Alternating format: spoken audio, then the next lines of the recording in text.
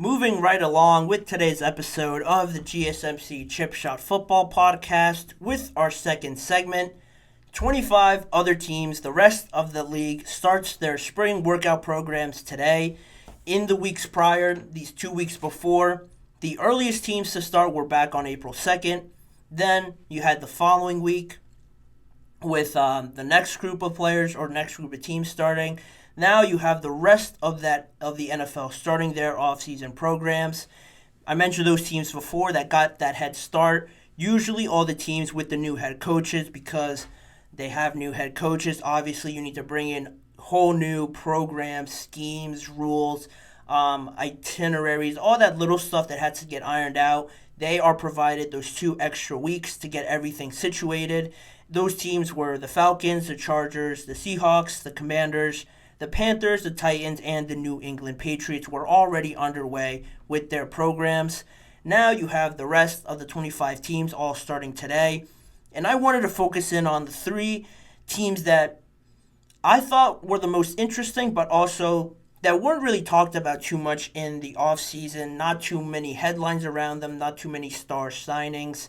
So I wanted to zone in on them and talk about them today and break down some of the things that they have to figure out heading into the draft, what they could potentially target, and stuff like that. Starting off with the first team on my list is the New Orleans Saints. Not too many big signings in the offseason, like I mentioned. They released Michael Thomas, and other than that, there hasn't been too much. They brought in Chase Young on a 1-year deal, so those 2 were really the biggest developments this offseason for them. They have the 14th pick in the first round. This is Dennis Allen's 3rd year as the head coach of the Saints. They're coming off a 9-8 season. So again, some good, some bad. You had some good from Chris Olave. Derek Carr had his moments, some really good ones, some very bad ones. And Alvin Kamara showed probably to be the most consistent player after coming back from his suspension. So there is some good and bad, but the biggest storyline with the Saints in the offseason is the health, the update status of their outside tackle, Ryan Ramczyk. He has a knee injury, had surgery on it. Before the surgery, it caused him to miss a lot. He was in and out of the 2023 season, in and out of their lineup, so he decided to get surgery on it. Not considered a big deal at the time. It wasn't anything big like torn ACL or anything like that. It was just bothering him. It didn't look to be a big deal at the moment. But then in December, Ramczyk told reporters that the cartilage in his knee had actually deteriorated. Those were his words. So he decided to get that surgery, putting an end to his season in December. And that was all done. It all looked to be, all right, he's getting the surgery. We'll see you back here next year, and it'll all be great. But in late March, Dennis Allen spoke to some media members, and he said that he expected Ryan Ramczyk to be further along in his process of his recovery.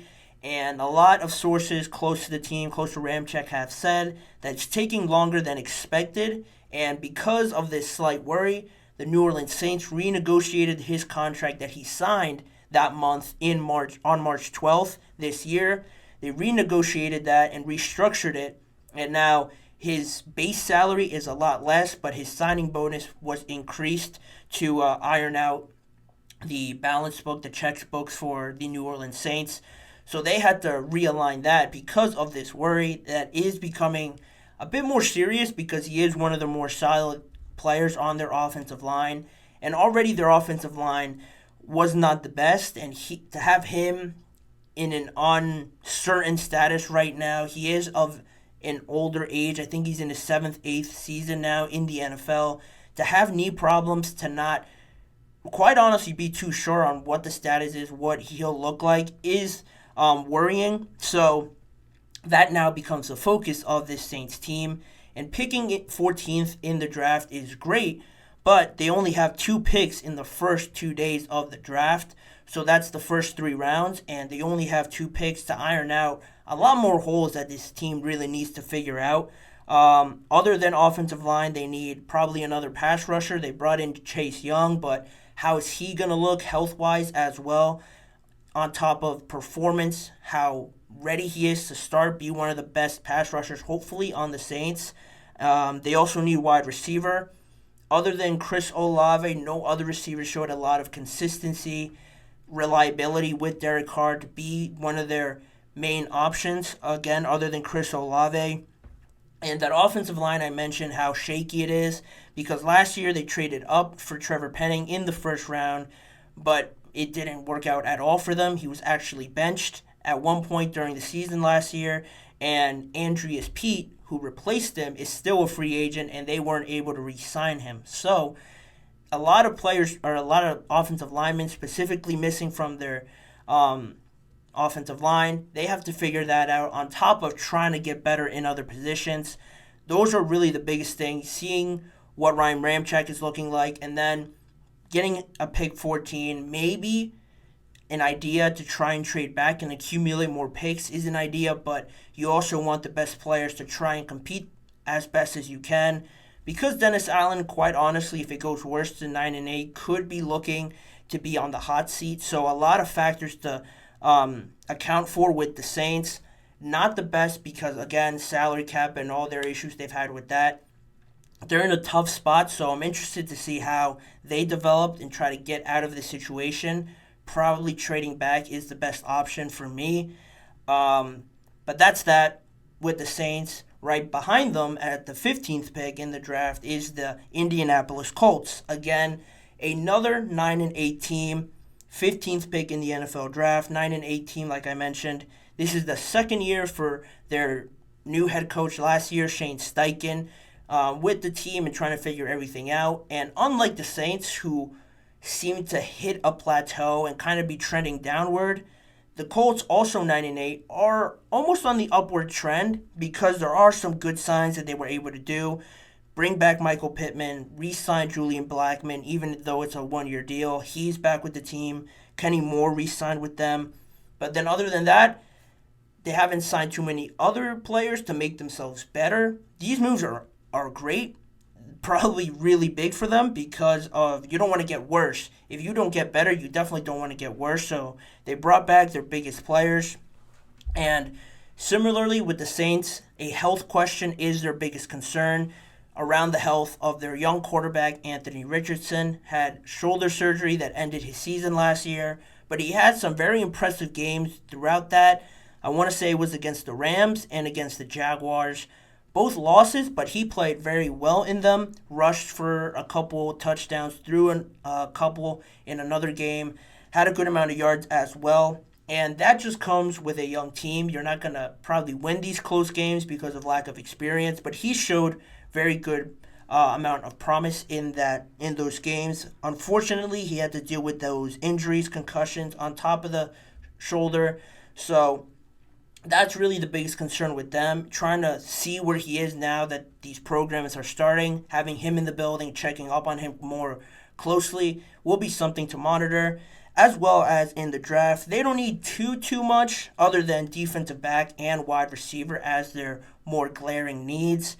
They'll have all 7 of their draft picks in the draft to address these two before anything. So that's the biggest thing. Defensive back is looking like the more likely, just what's coming out of sources, draft analysts reporting on the draft, because this is one of the youngest secondaries in the NFL. In their final 4 games, final 4 weeks of the NFL season, they ranked 30th in quarterback completion percentage. Opposing quarterbacks were completing nearly 70% of their passes against the Colts. Great players, Julian Blackmon, Kenny Moore, but they need just a bit more experience, which is why I mentioned Justin Simmons as a great option for them to add in the offseason. I mean, they still could do it. He's still a free agent, but it's that price tag they have to figure out. But if they can figure that out, I think he would add great experience to this secondary, a leader back there, a quarterback to get everybody in position. I think he would be a great addition because of that stat and just because I think it's a natural fit for him there, leading this young team. And on top of that, I mentioned still defensive back remains a priority for them. Terrion Arnold, Quinyon Mitchell are the top 2 projected corners in this draft. And luckily for the Colts, and anybody ranging from that 12 to 17 range at the latest, I think, will probably get one of these two top corners, and it's great because it is in line with what they need. Terrion Arnold or Quinyon Mitchell, it just comes down to preference with the Colts and whoever they decide to draft there. It's been said that they are intrigued a lot by Brock Bowers. That's a sneaky sort of storyline that's going around. Everybody thinking that the Colts are really attracted to Brock Bowers as a prospect. A lot of people have said to keep an eye on it. If he starts falling in the draft to 11, 12, look for the Colts to maybe entertain a trade. Their general manager, Chris Ballard, hasn't really done that as the general manager of the Colts, but that is something to keep an eye on. But if that doesn't happen and Brock Bowers is taken 9 or 10, the Colts will most likely go with corner, and it's good for them. And then you look at wide receiver. This draft class is extremely deep at that position, so they have an early or mid-second round pick that I'm sure they're going to address it there. So the Colts, similar to the Saints, but trending in a lot more positive. It's looking a lot more promising for them to grow this next season. And then to wrap it up, I have the Miami Dolphins picking a few picks later, the 21st pick in the NFL draft. 11-6 last year in the third year, or this is going to be the third year for Mike McDaniels. They were 11-6, like I mentioned, but they lost that division title to the Buffalo Bills in a crushing sort of way the last few games where they lost to them. And it was unfortunate the way that they lost it, but they did show great signs throughout the season. You can't just let one game, 2 games, as bad as they were, determine how you feel about the whole season. Overall, I think the Dolphins can feel very positive about it.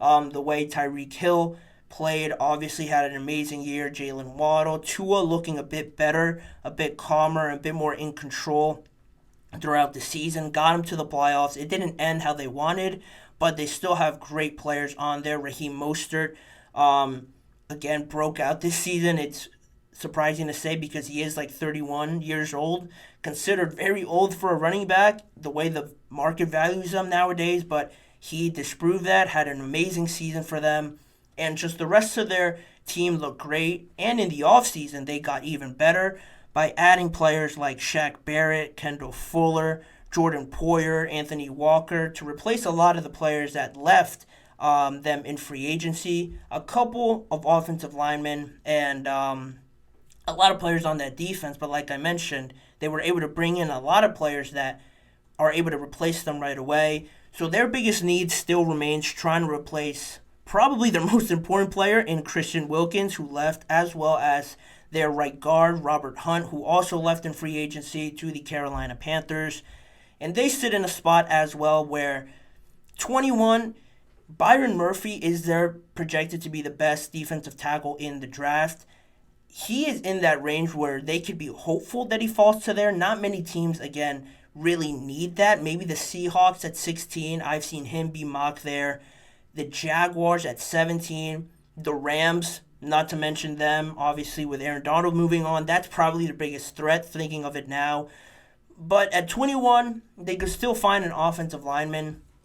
But again, it could be, to play devil's advocate, it could be a little bit early to start picking at that next group of top offensive linemen, because I think all the best ones are going to start going at 12, probably up until 15, 16 as well. So it might be a little bit too late for the Dolphins. And they just have to figure out how to use these picks because, again, similarly to the Saints, they only have 2 picks in the first 2 days as well, in the first round and second round. So they have to be very selective, not take too much of a gamble. Again, they could trade back, but if they keep those 2 picks, not be too open to gambling on them, reaching for a player that they think is going to be good. You have to be certain because they have limited picks. And if they hit on one of them, like really hit on one of them out of the 2, I think that's a pretty successful job to do with a limited amount of picks.